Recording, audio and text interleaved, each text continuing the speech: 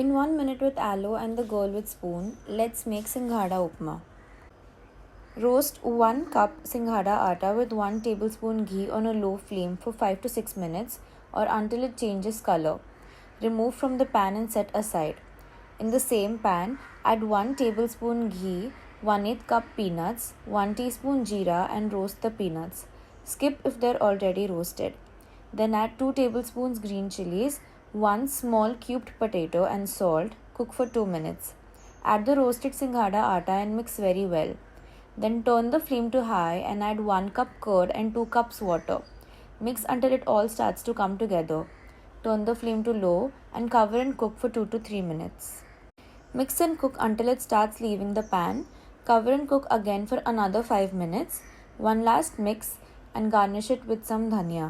Your Singhara Upma is ready.